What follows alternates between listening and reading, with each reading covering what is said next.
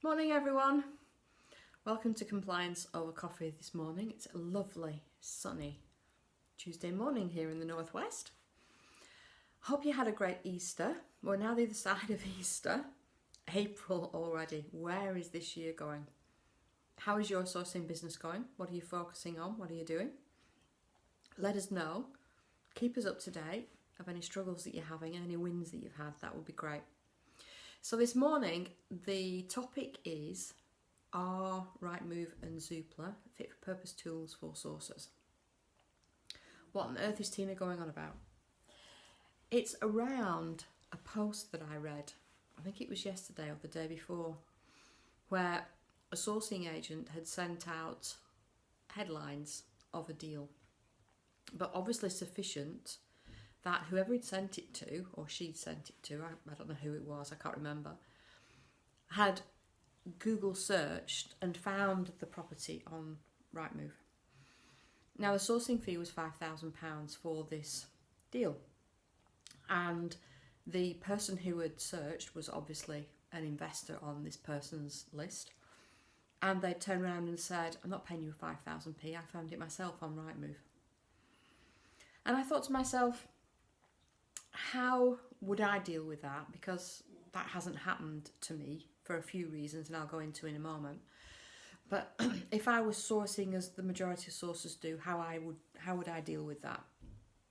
And Trish McGee and I did a live video yesterday afternoon in the group, and in part I touched on this, but I thought I would go into a little bit more detail about it for you guys, because I believe that this is something that happens an awful lot, and it's something that you guys that find deals first and don't necessarily have an investor secured are really struggling with. And so, for what it's worth, here are my thoughts on the topic. As you know, when we sign up our investors, we are open and honest as to where we go to find deals. And I don't have a problem with using Rightmove and Zoopla and any other online platform that is available that we search. And we use quite a few of them to stay up to date as to what's coming up to the market. We're very open and honest about that, and we tell them that we're the ones that put in the time in. We will search and find deals that fit your criteria wherever we can. That includes on market. Our deals are not solely off market. And I think it's a fallacy that you can only get great deals off market.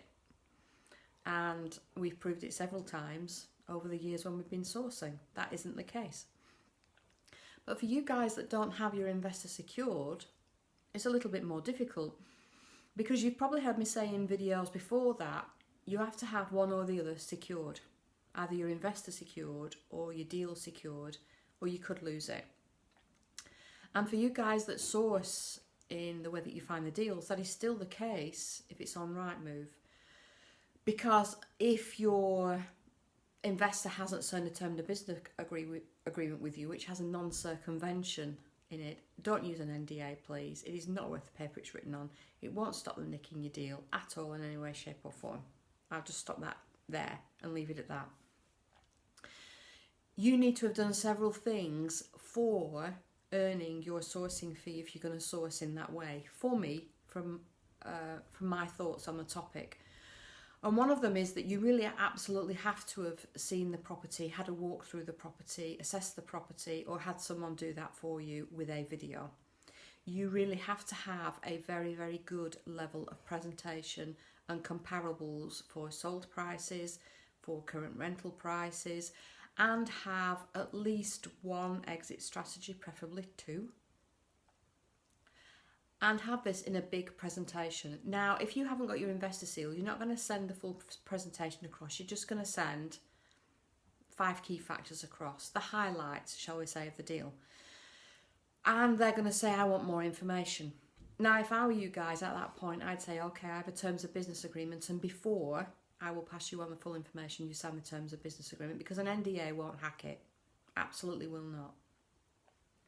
And it must outline the fact that you do source online and offline, how you will source, and that they will not go behind your back and nick anything that you send them details of.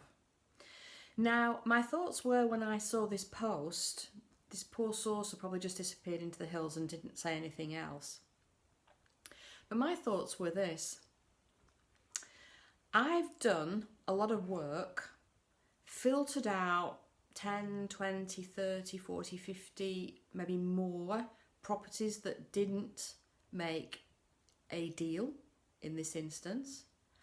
I've put this information together, I've done my comparables, I've done my numbers, it works to this point that I've stated. I've given you the information, you've used that, and yes, you've gone and found it, but only because I gave you all of the information that I did, that you were capable of finding it.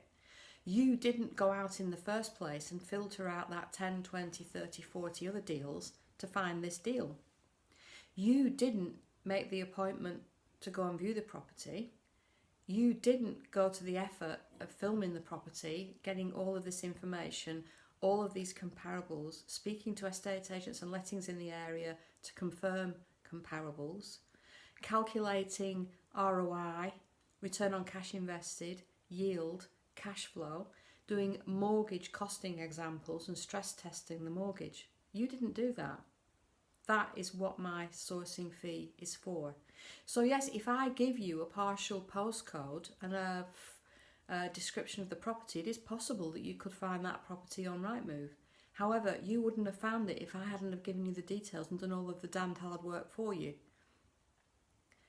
So that is what I would say politely to an investor. Tony's chuckling at me now when I say politely. I very rarely mince words, shall we say. But, you know, be assertive. It's your business. You're a professional. You have done a lot of hard work. If they don't like it, if you search Rightmove for properties and get deals, then that is their problem. Find somebody who doesn't mind. But my point is this. You are going to have done a hell of a lot of work to warrant that sourcing fee. If you're going to find a deal first, you haven't got your investors secured. You're also going to have an agreed purchase price.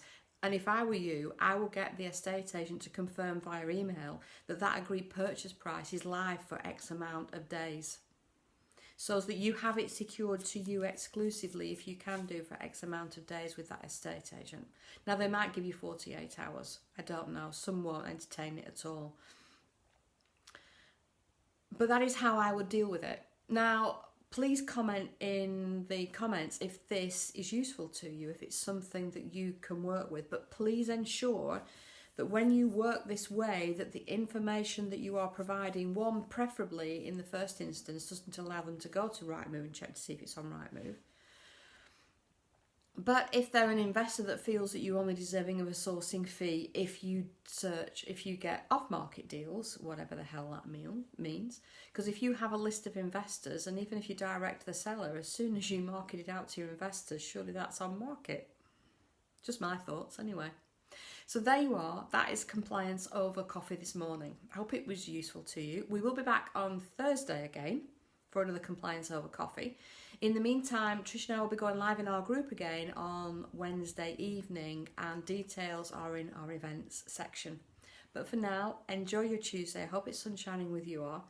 I have my coffee with me and part of a slice of toast that I haven't finished yet. So that's what I'm going to do, and then cracking on with work.